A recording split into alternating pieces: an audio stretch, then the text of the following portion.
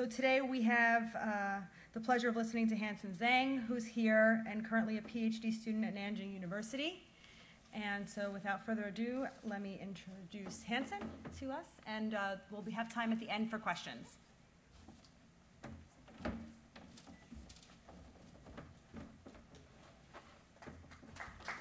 Okay. Okay. Thank you, Anna, for the introduction. Okay. I'm Hansen. I come from China. Yeah, and I'm a PhD student majoring in the Geographic Information Science (GIS), and I'm very glad that I could have such chance to share some of my works. Yeah. Okay. So. Well, you know, the Mongodb has a geospatial part, which is really great, and in some way you can say quite revolutionary.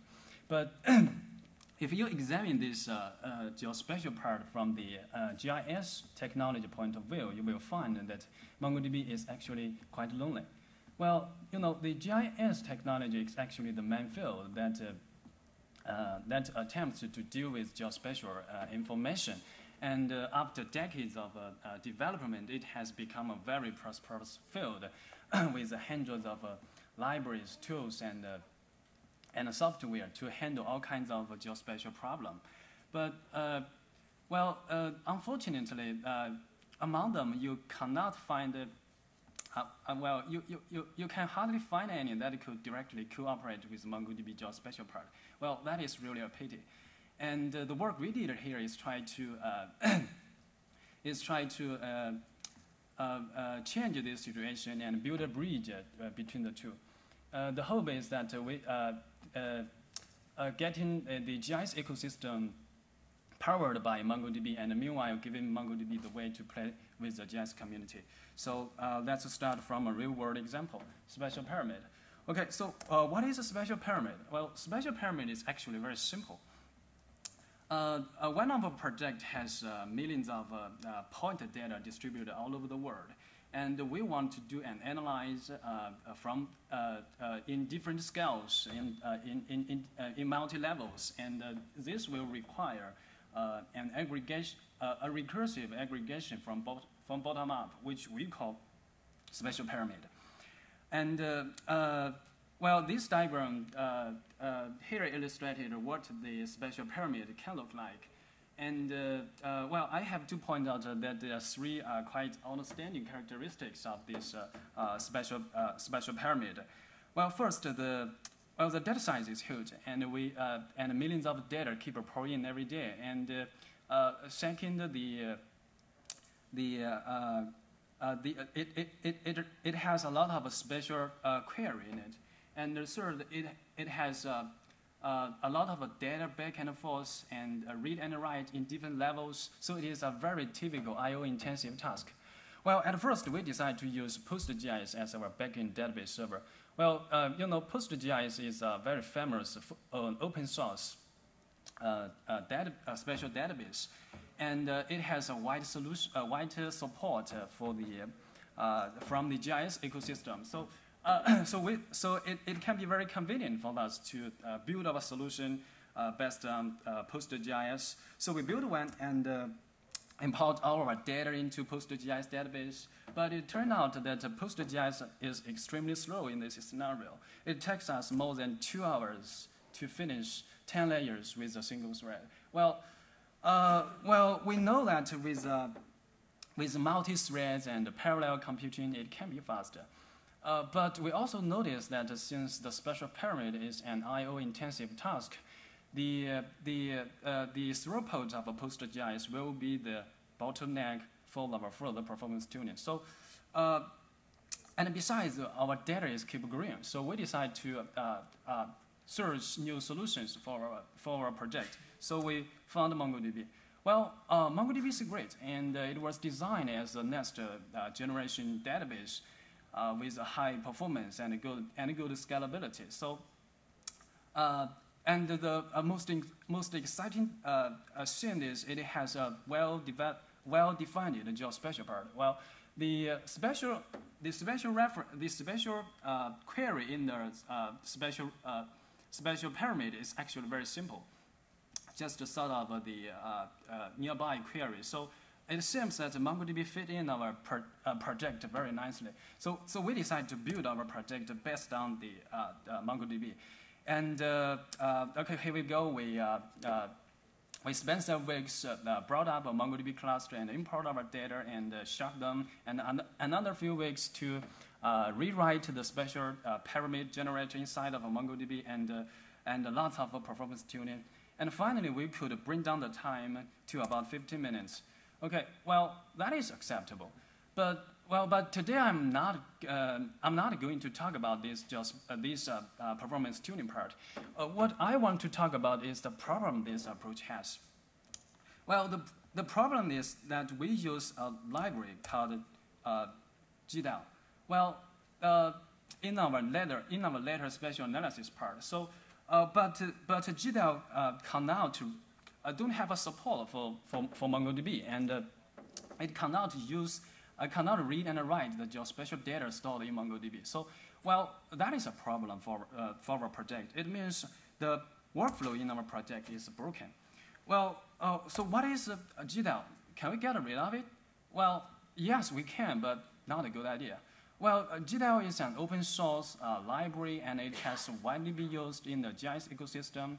And algorithms written based on GDAL can have a very good interoperability and an easy way to cooperate with other GIS software. So a better choice would be try keeping both GDAL and MongoDB together in our project. But how? Well, of course, we can write an ad hoc program to glue them together. But in fact, we have a better way to handle this problem. Well, GDAL has an extendable architecture for new data formats. So instead of trying to glue them together, but we actually can view MongoDB geospatial part as a new data format for the GDAL. That is, we could write a GDAL driver for MongoDB. Yeah. So. Okay, so in this way, we could use GDAL to read and write the geospatial data that's stored in MongoDB, and do not have to make any changes to our later spatial analysis part. Well, that is exactly what we need. Okay, so let's see how we did it. But before we go to the details, I think we have to first go through the way how the GDAL organize the geospatial data, and I also talk about the challenges to write a GDAL driver for MongoDB and the way we solve it. Okay, how GDAL organize the geospatial data? Well, there is a fundamental concept called feature. Each feature is designed to represent a special object in the real world, and for example, use point to represent a city. And but in the database, each feature is stored as a row, and is composed of 3 parts: the geometries, its reference, and the attributes. So. And then you put a number of features together in a single table to form a layer, and then you overlay those layers together to get a whole map. So here is the basic structure. We have tables for layers and rows for features. But well, problem is in the MongoDB you cannot find table anywhere, right? So here is our first problem: how to organize the geospatial data in MongoDB. Okay. Another thing is that the GDAL followed an international standard called Simple Feature Access, as illustrated in this diagram. Well, unfortunately, in this standard, there is no definition for representing these geometries in JSON style. Well, so we got a problem again: how to represent these geometries in JSON style in MongoDB. So these are the 2 main problems we have to solve in writing the GDAL driver for MongoDB. Okay, the first problem can be very easy. yes, MongoDB don't have a table, but it has collection. And if we treat each JSON document as a row and put this terminology together, we can quickly find an idea on how to organize the geospatial data. Well, the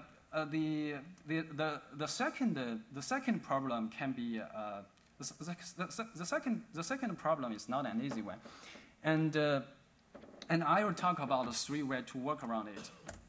Well, the first way lies in the standard itself. In the standard, it defined a string format called well-known text, WKT, to represent these geometries. And below are some examples for point, line string, and polygon. And we could take advantage of this string format to represent those geometries in JSON document. So it becomes very easy. You add a geometry field in the JSON document and use this WKT string as the value, and you got a JSON style feature. So the overall solution can be described by this diagram. We have a database, and its counterpart is data source in the GIS field, and each feature and each collection serves as a layer, and each document is a feature with a WKT string, and we also got a metadata collection in each database. So here we got our first solution to organize the geospatial data in MongoDB. But there's a problem. The problem is that right now you have no way to create a special index upon this WKT string. Well, that is terrible. Another way to work around is use GeoJSON.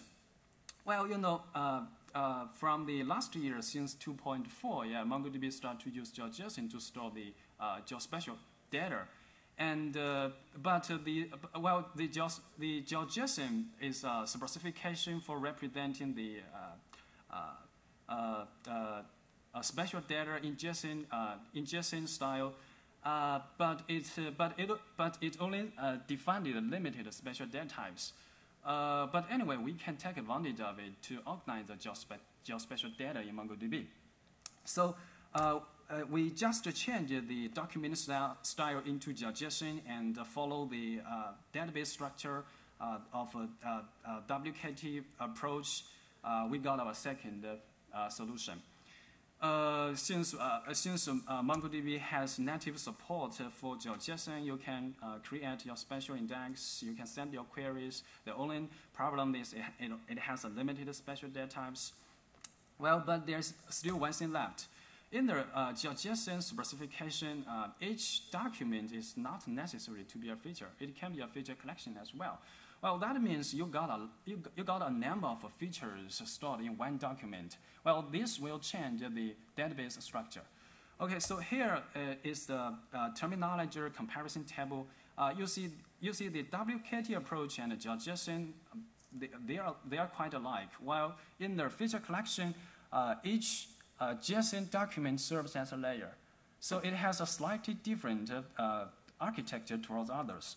But who is better? Okay, well, the WKT is a poor in the special query, but it has a full support for the simple feature standard. While the GeoJSON has the special index, but only limited special data types.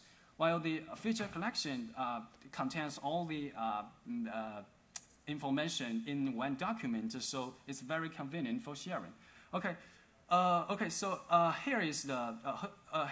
these are the 3 approaches we developed in our project to handle a problem. But the GDL driver for MongoDB is by no means just for our project. It has a much broader impact. Well, the most direct result is we can take advantage. We can use the tools of the GDL driver. For example, there is a tool called OGR to OGR, which could transfer geospatial data in between different data formats. And with this tool, MongoDB could directly load geospatial data from a number of special data formats. For example, directly from S3 shapefile, PostGIS, and Oracle Spatial, and so on. So you can also use this tool to transfer the special reference and do some projecting and sort of. It's a powerful tool. Well, the second benefit will be the algorithms and the software written based on GDAL. Well, you do not have to make any changes to these algorithms, but just use MongoDB to organize your geospatial data. These algorithms will automatically take advantage of the high performance the capability of MongoDB and run faster. Well, this situation is extremely true when your application is I/O intensive. As I mentioned, that GDAL is widely used in the GIS ecosystem and is served as a fundamental tool in the for lots of other GIS software. So with the GDAL driver for MongoDB, you could directly you certainly have a number of GIS software that could directly cooperate with MongoDB geospatial part. For example, ArcGIS, QGIS, and Map Server, and so on. Well, here is one experiment I did. I loaded the global airport data from the E3 shapefile format to MongoDB. Use the tool I mentioned, OGR2OGR, and then use the QGIS to a famous desktop GIS software to visualize them, and then to calculate a Voronoi polygons. Well, here is the result. You see in this map, each polygon actually means the nearest service of each airport. So, okay, so you see with the GDAL driver for MongoDB, you could use a number of GIS software to visualize, analyze, even publish your data that is stored in MongoDB.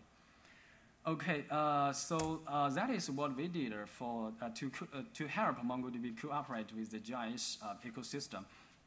But today I want to talk a little more than that. Well, the MongoDB geospatial part is really great, and for the GIS community, it can be, it should be, it should not just serve as a container, a box for geospatial data. It can have a much more significant destiny, and we should move a step forward. Well, in order to see that, I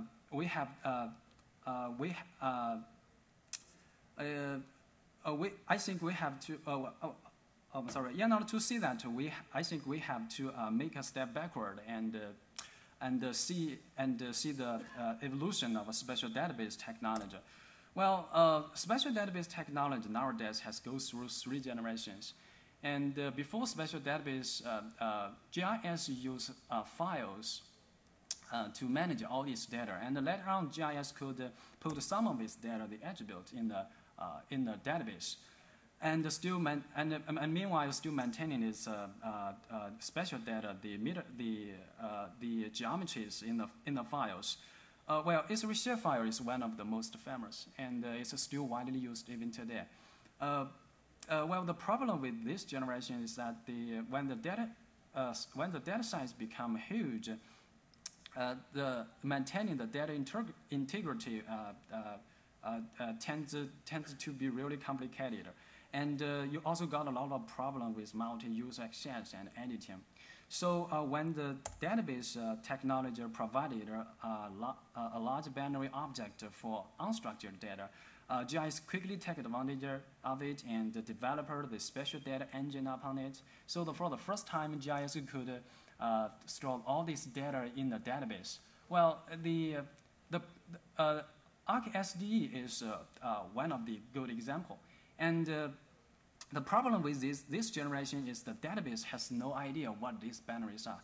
You cannot use a circular language to do the spatial query. So the third generation comes because of the object relational database technology. It allows you to define new data types and the special data types. So for the first time, the GIS could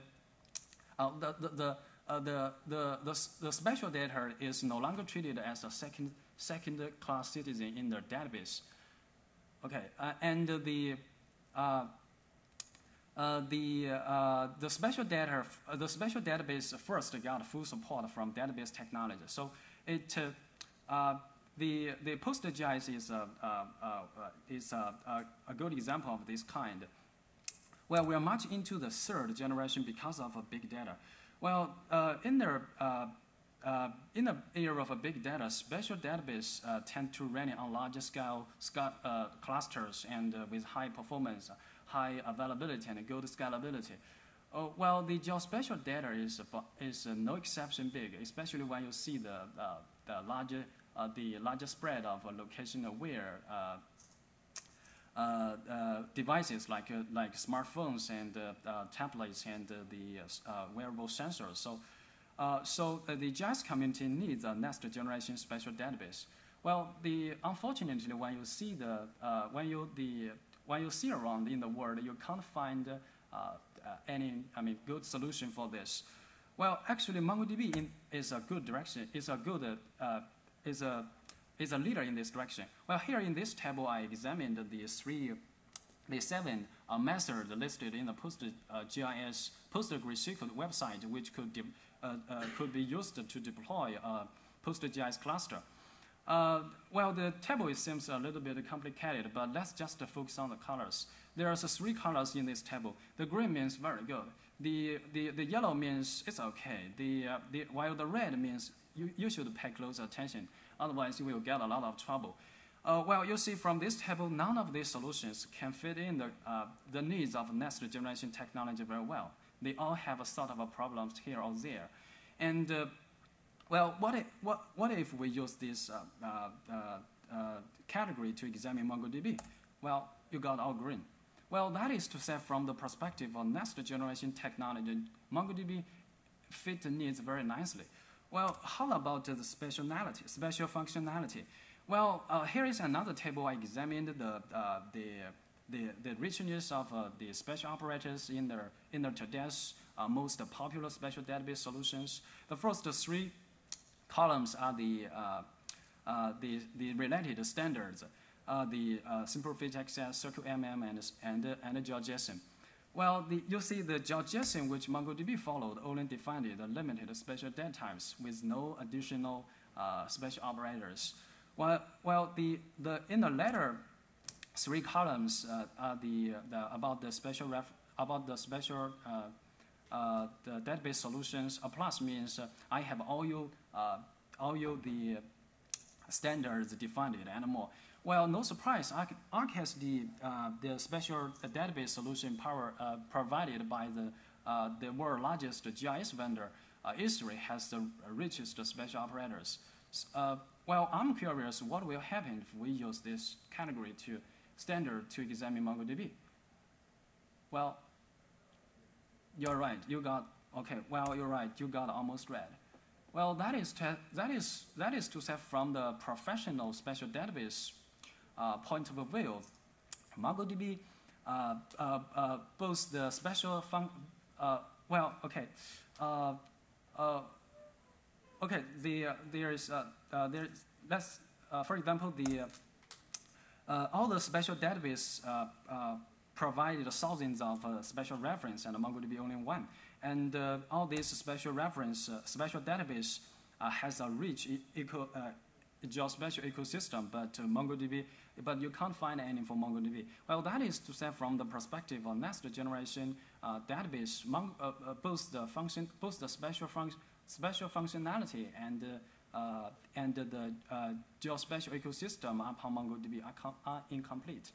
Well, that is really a sad news for the GIS field. So, well, MongoDB has a great potential to serve as a next generation special database. So, we thought that perhaps it's time for the GIS community to step forward to give a hand. And for example, there is a number of the well-developed GIS libraries, open source available that we can utilize to improve MongoDB geospatial part. For example, the project 4 library can be used to handle this special reference part, and the GDAL library can help to bring up the ecosystem upon MongoDB. So, so together with some of my colleagues, we set up a group called MongoJS in the GitHub, and you can also find the GDAL driver for MongoDB over there. And of course, if you are interested and think it works, you are very welcome to join this group. It is our honor to work with talented people from all over the world to build the next infrastructure, next generation infrastructure for the JS community. So I think that is what I got. I appreciate your time.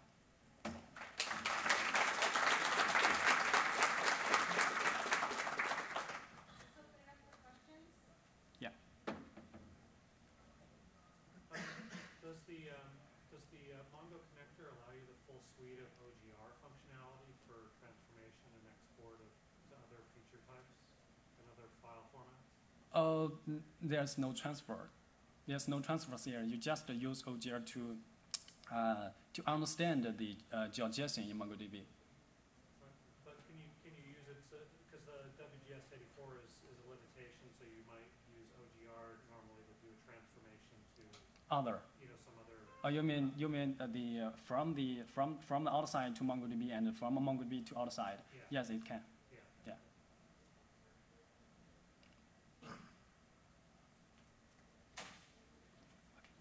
Use Elasticsearch in conjunction with MongoDB? What search? Pardon? Elasticsearch? Elastic? Yeah. You mean special query? Yeah. Yes, it can. Yeah, it should be. Okay. You said that you got some performance issues with relational databases. Okay. Did you actually compare all the three that you had on the picture, Oracle, Postgres, and R? And can you share some maybe percentage how? You mean this use table? No, the next one. Next one? Okay. Yeah. Did you actually compare RFD, Postgres, and Oracle Sparkle to MongoDB in terms of performance? And can you tell how far those relational were behind MongoDB? You mean the speed? Yeah, I mean actually the speed. Well, the experiment I'm not did exactly, but this table is used to show the special functionality. Yeah, I mean, if actually we can use MongoDB to do a lot of other, more complicated special analysis, even special data mining sort of things. But since the special functionality is not very well developed, a lot of things we can do with MongoDB. So that is really a pity here. Yeah. Okay. Yeah. No welcome.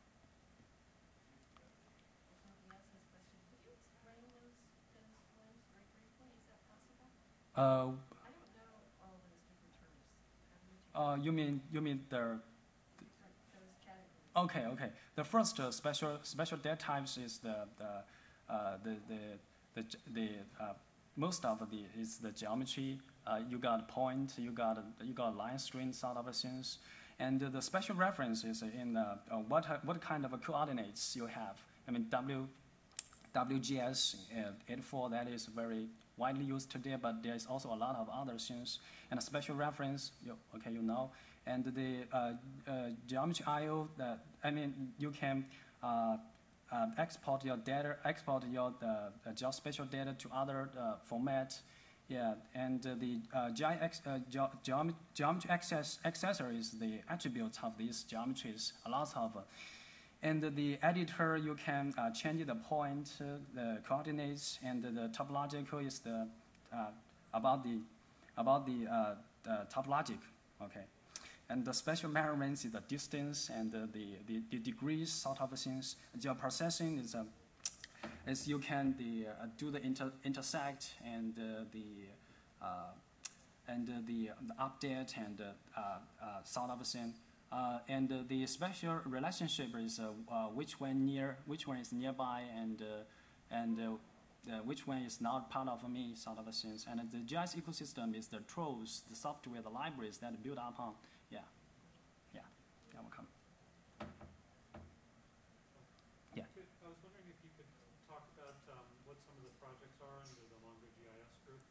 Is it primarily the GDAL driver, or yes, you're right. Right now it's primarily GDAL driver there. Yeah, and we still haven't finished yet. We hope that the GDAL driver will be included in the next GDAL release. Yeah, so we're working on that. So, yeah.